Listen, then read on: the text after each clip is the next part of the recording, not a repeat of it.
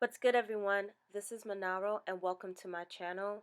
So we're kicking off A Storm of Swords, and we're going to cover the prologue and chapters 1 through 18. Hope you enjoy.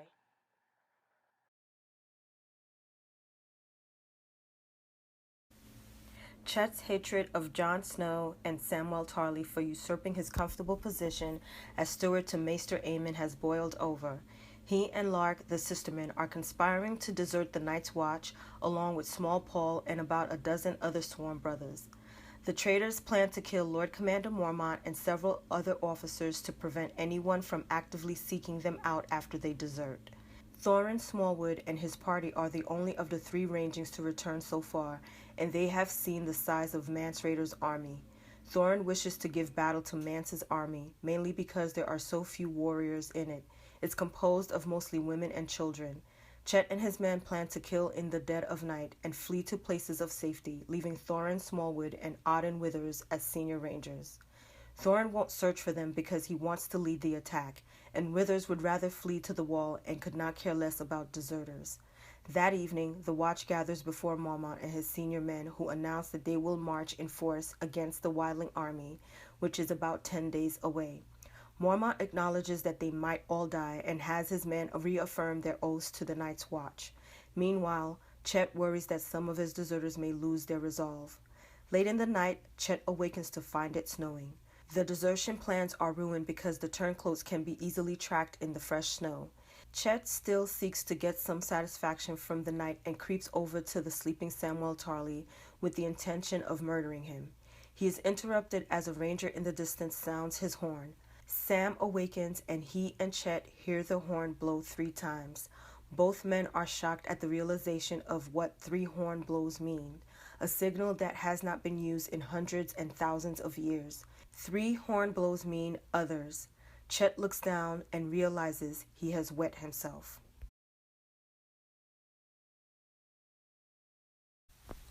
Sir Jaime is being escorted to King's Landing by Brienne and his cousin Sir Cleos Frey by boat.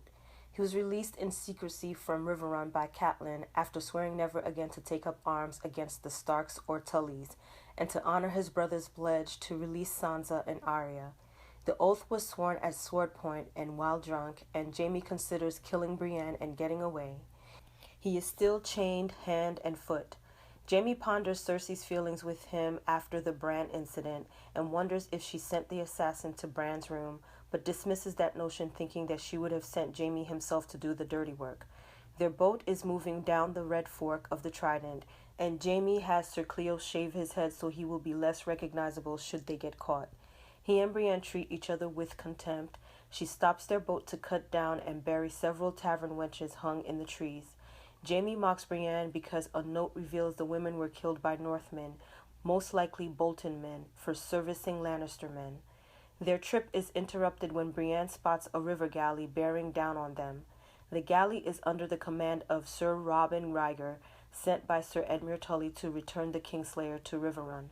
Brienne jumps out of the skiff and climbs a cliff face. Jaime distracts the men on the galley by challenging Sir Ryger to single combat, while Brienne dislodges a large boulder which crashes down on the galley, sinking it. When Brienne swims back to the skiff, Jaime considers smashing her in the face with his oar, but instead pulls her into the boat. Jaime derides Brienne and asks her if she wants his thanks, but she rebuffs the Kingslayer and says she is only motivated by the oath she swore to Catelyn to return him to King's Landing. Jaime marvels at Brienne's sense of duty.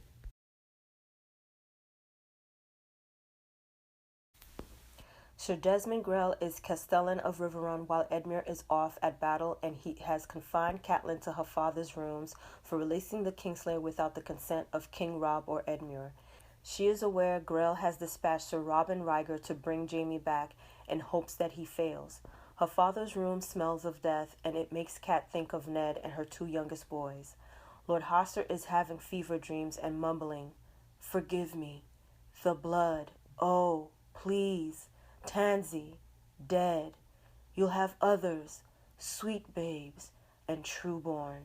Catelyn recalls that Lysa has had 5 miscarriages since her marriage and deduces that Lysa must have miscarried before marrying as well. She realizes that Jon Arryn had no heir at the time of her and Lysa's twin betrothals. He was older than their father, and as a soiled bride, Lysa was the price Jon Arryn had to pay for the swords of House Tully. She does not know who the father of the original miscarriage might have been. Catelyn writes a letter to Lysa pleading for her to come to Riverrun before their father passes away, saying, "He needs your forgiveness."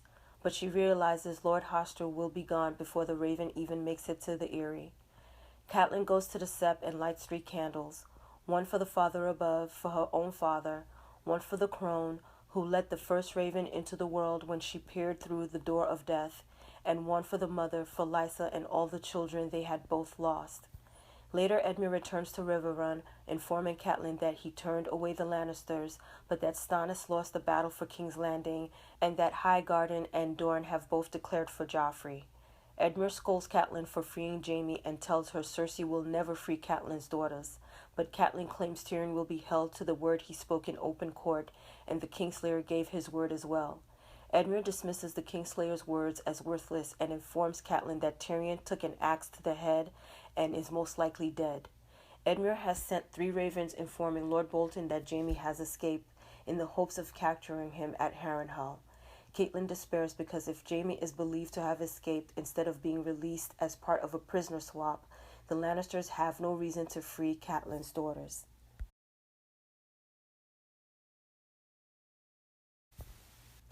Arya, Gendry, and Hot Pie are using the map she stole from Roose Bolton to find the trident. She plans to follow the Red Fork to Riverrun, but they seem to be lost. Fearing pursuit, they ride along for hours and exhaust themselves. Arya falls asleep and dreams through the eyes of a wolf. In the dream, she and her pack ravage 4 members of the Bloody Mummers, killing 3 and tearing off Ego's arm.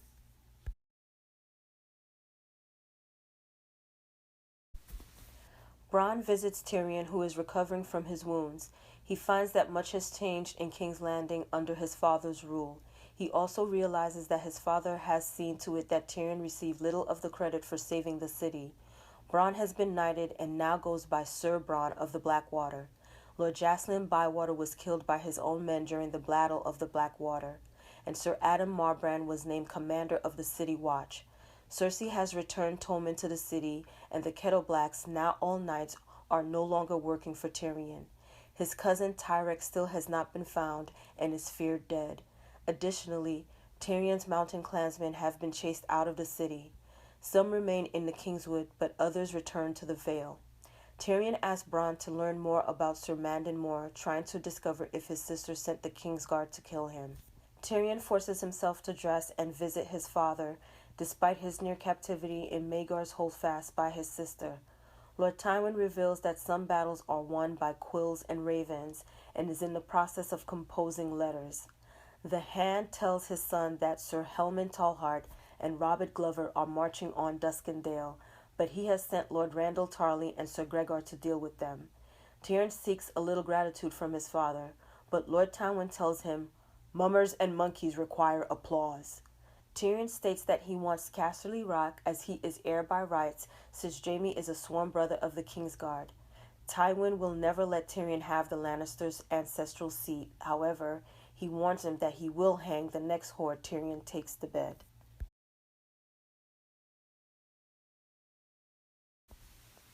Davos has washed up on the shore of a small island in Blackwater Bay.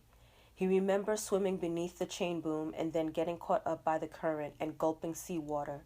But somehow he is alive and believes the 7 still have some use for him. Despairing over the loss of 4 of his sons in the sea battle, he contemplates dying on the island, but decides instead to live. A Lyseni ship rescues him, one of Salador San's fleet.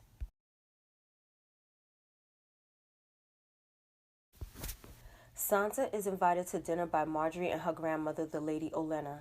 She is escorted to the party by Loras and unknowingly upsets him by talking of Renly's death. The party is held in the Maiden Vault, where King Baelor the Blessed confined his sisters so they would not tempt him, as he had sworn a vow of celibacy.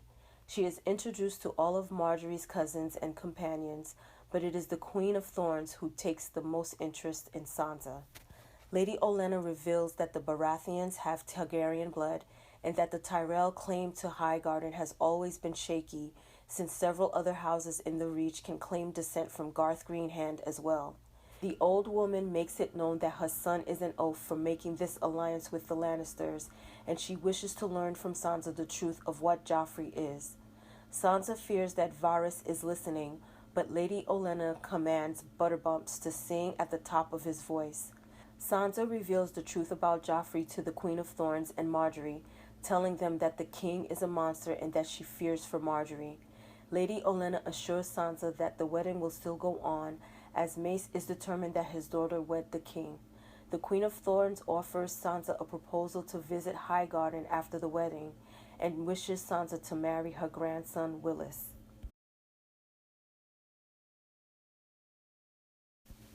Jon is brought before Mance Rayder since Rattleshirt doesn't trust him.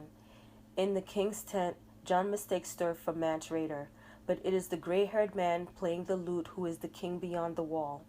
Rattleshirt reveals his misgivings about Jon to the king, but Mance wishes to speak with Jon alone.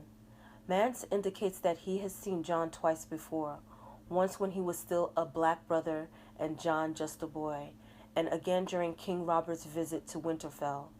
Mance had disguised himself as a singer in order to see King Robert and get the measure of Benjen Stark, who was a bane to the wildlings. Testing Jon, he asked why he deserted the Night's Watch, but Jon asked him to tell his story first. The king explains that he had been wounded in a hunt and treated by an old wildling woman. She mended his cloak with burgundy fabric, which was rare for wildlings to have, and hence very valuable to part with. When Mance returned to the watch, they replaced his cloak with a new black one, emphasizing the importance of the black uniform and not recognizing the symbolism of her gift. Mance came to resent the restriction to the new black cloak of the Night's Watch. Jon, knowing now that Mance was at Winterfell, asked, "And did you see where I was seated, Mance? Did you see where they put the bastard?" The king then accepts Jon as a member of the Free Folk.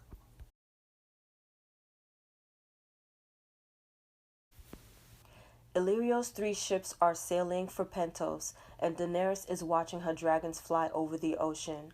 Arstan tells her that Balerion was 200 years old when he died during the reign of King Jaehaerys the Conciliator. Arstan then speaks of Rhaegar, how bookish he was as a child, always reading. Then one day he read something in a scroll that made him want to be a warrior, and he began training fiercely. Arstan admits that Rhaegar was a great warrior, but he won no battles. Later, Jorah tells her that Arstan is more than he seems, and warns her not to trust him. The knight advises her to sail for Astapor and buy Unsullied, the best trained fighting force in the world. He tells her the tale of the 3,000 of Cahor, where a small army of Unsullied defeated a huge Khalasar trying to pillage Cahor. The Unsullied were eunuch slaves trained to obey orders absolutely, and they feel no pain. Daenerys agrees that she will force Captain Grolio and Strong Belwas to change course. Ser Jorah then grabs her by the waist and kisses her. Dany tells him he should not have done so, but Jorah talks of her vision in the House of the Undying and how the dragon having 3 heads may mean that she should take 2 more husbands.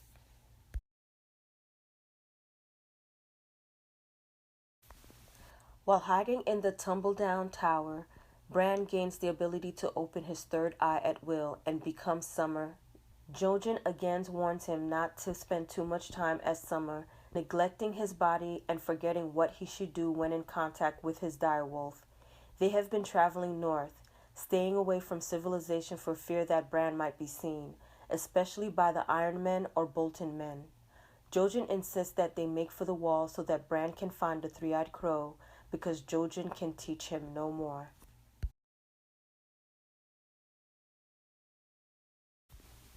Davos learns that his son Devon is alive and that mainly only the Florents remain to King Stannis. Many of his other bannermen who were captured during the battle bent the knee to King Joffrey. He also learns that Lord Gunster's sunglass was sacrificed to the fire by Melisandre as an offering to R'hllor. Salador tells Davos that Lord Alliser is now Hand of the King, but Stannis remains in the stone drum and sees no one but Melisandre. Davos plans to kill Melisandre because he blames her for the defeat and the death of his sons. He reveals as much to Salador Saan, who tries to talk him out of it. When put ashore, he meets Shireen and Edric Storm. The boy greatly resembles Robert and Renly, and he reveres his father. Edric says that his uncle Stannis should never have chopped off Davos's fingers, but the Onion Knight knows that Robert was a different man than Stannis. Before Edric can talk further, Sir Axel Florn arrives and takes Davos into custody for plotting to kill Melisandre.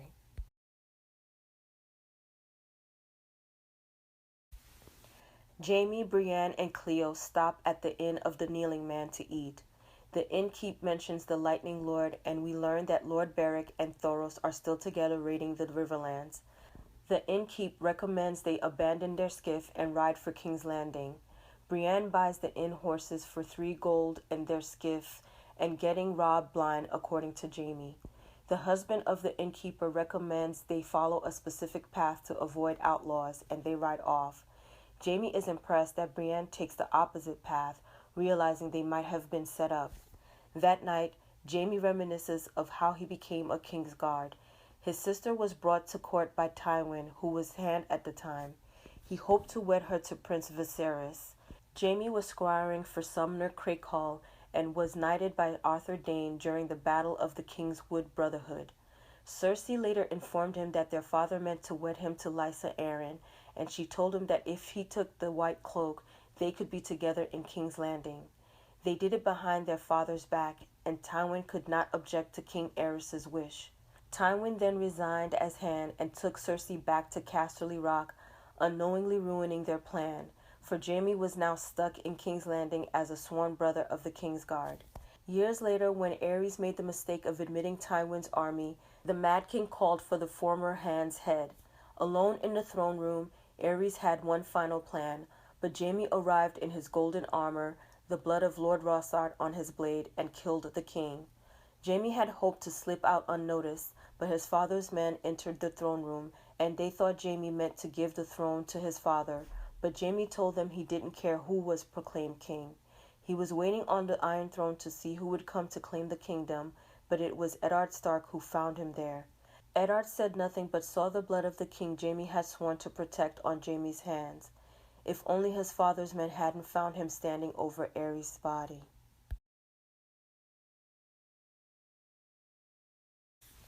Tyrion is waiting in Varys' room when the eunuch walks in. The spider reveals that Tywin Lannister means to restore Pycelle as Grand Maester, since the Archmaesters of the Citadel claim that only the Conclave can unmake a Grand Maester. When the Conclave meant to send Maester Gorman, Lord Tywin acted at once, not wishing another Tyrell on the small council. Tyrion is surprised to learn that Varys has whisperers even in the Citadel, where the Conclave always meets in secrecy.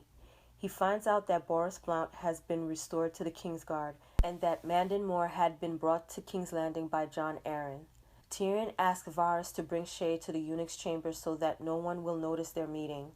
He realizes that he cannot trust Varys any further, but hopes to use him this one last time. When he meets Shae, he means to send her away to protect her from his father, but Tyrion once again cannot bear to part with her. He also knows that he must deal with the singer Simon Silvertongue if he means to keep Shae in King's Landing.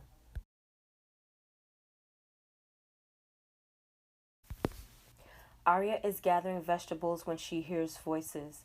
She warns Gendry and Hot Pie. They try to hide, but one of their horses gives them away. They are discovered by 3 men, Tom of Seven Streams, Lem, and Anguy. The men say they are Kingsmen and ask them to come with them to a nearby inn. Arya hesitates, but after Anguy shows how skilled he is with the bow, she realizes that they stand no chance and she agrees. At the inn, Gendry remains in the stable to watch their horses, although Tom assures them that they are safe. Arya and Hot Pie enter the inn with the 3 men. The atmosphere is friendly. The men talk with the innkeeper and his wife about the food and the last visitors of the inn. The innkeeper sold them horses and gave them directions. Tom and his friends were waiting for them to get the horses back, but they didn't see them. Tom gives Arya a paper acknowledging a future payment of the 3 dragons after the war for their horses. Arya protests and wonders how they will be able to reach Riverrun. Suddenly, Gendry runs in to warn them that there are strangers outside. The people in the inn are not worried, but Arya is afraid that it will be Sir Gregor Clegane's men. She slams a tankard in Lem's face and tries to escape, but to no avail. The men outside come in, and among them, Arya recognizes Harwin. He recognizes her and proclaims her real name to the surprise of all.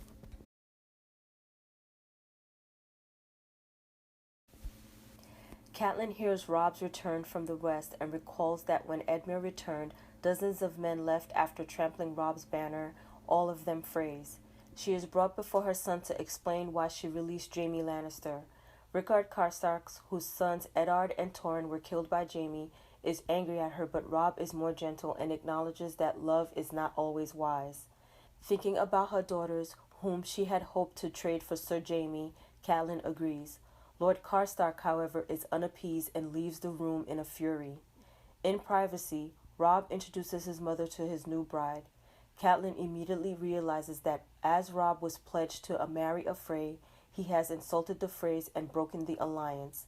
But with his "love is not always wise" speech, Robb has made it impossible to blame him, as Catelyn disobeyed him because of her love for her daughters. Robb tells her how he met his wife. He had taken a wound storming the crag, and Jane nursed him back to health. The night he was told his brothers were murdered, Jane consoled him and they slept together. Robb married her the next morning. As the Westerlings were vassals of House Lannister, Jane has taken her family with her to escape the revenge of the Lannisters. Catelyn notices that Greywind is not with her son, because Jane is afraid of the wolf, and the beast growls whenever her uncle Rolf Spicer is near. Catelyn does not like that, and convinces him to send Sir Rolf off on some errand, for Greywind should always be near him. She considers what it may take to appease Lord Walder Frey after this slight. The loss of the Freys is strongly felt by Robb, and there was nothing that could be done when Ryman and Black Walder led their men back to the twins. Edmure tells his uncle about his victory against the Lannisters, but the latter interrupts him, and both the Blackfish and Robb berate Edmure for his actions. Edmure was told not to engage the Lannisters because Robb wanted them to come west. His plan was to hold them there so that Lannister would be unable to defend King's Landing against Stannis Baratheon's invasion. Edmure's attack delayed Tywin Lannister long enough for messengers to reach him, allowing the Lannister host to turn around, link up with Mace Tyrell's army, and arrive at King's Landing to turn the tide at the Battle of the Blackwater. Edmure ruined their whole plan and admits that he must make amends.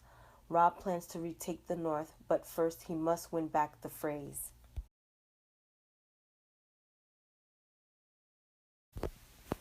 Jon is observing Mance's host, taking note of all the giants and mammoths that make up the army. Tormund is telling Jon some tall tales about himself when the eagle that was once Orell rakes Jon's face. Rattleshirt has arrived to bring Jon before Mance, this time at the Feast of the First Men. The king confronts Jon about how many men were at the feast and who led. Jon, seeing how many of the watch died here and realizes Mance may kill him for lying, tells the truth. The situation is still tense. Jon feels that Mance may still have him killed because Jon lied to him previously. Briefly, he thinks about attacking Mance, but Ygritte saves him by telling them that they are lovers. The Wildling respect any man who steals his woman, and Rhaegar informs Jon that he will be leaving with Styr and Jarl on the morrow to climb the wall. That night, Jon and Ygritte share a bed together.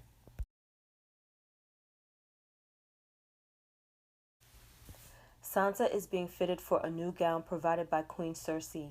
Marjorie tells Sansa that she does not fear Joffrey because her father only conceded her hand in marriage with the provision that Loras was named to the Kingsguard. Her brother will protect her from Joffrey. When Sansa tells Dantos about the Queen of Thorns' plan to marry her to Willis, the drunk man warns her that the Tyrells wish to wed her for her claim to Winterfell, stating, "These Tyrells are only Lannisters with flowers." Dantos tells her that they will escape as promised on Joffrey's wedding day.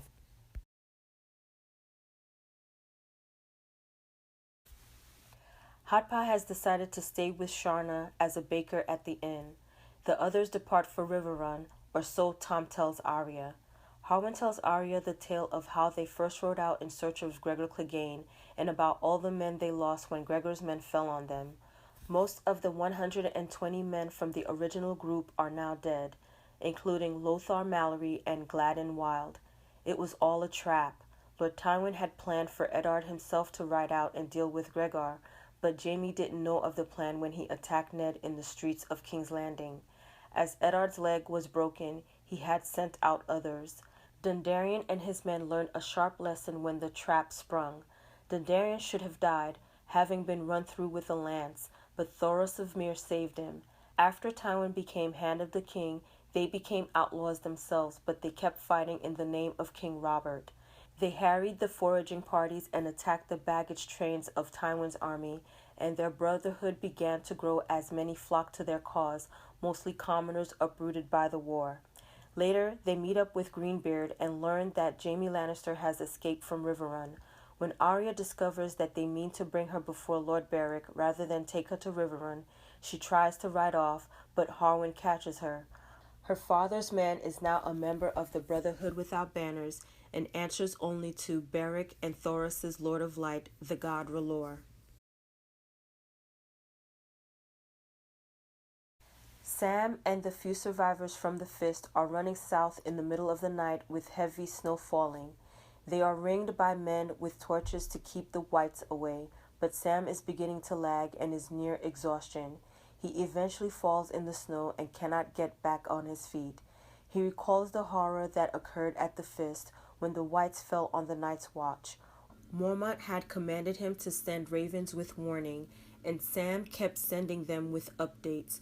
But when it came time to send a raven with word that their end was near, Sam had already let the birds escape. The watch held the Fist at first, using fire arrows to hold back the whites, but the dead were relentless and eventually overpowered the watch, men dying by the score. Mormont had the survivors mount up and form a wedge, slashing past the whites and down off the Fist into the forest. Now they are running for the wall, pursued by the whites and perhaps the others. Gren tries to get Sam to his feet, but the fat steward is too tired.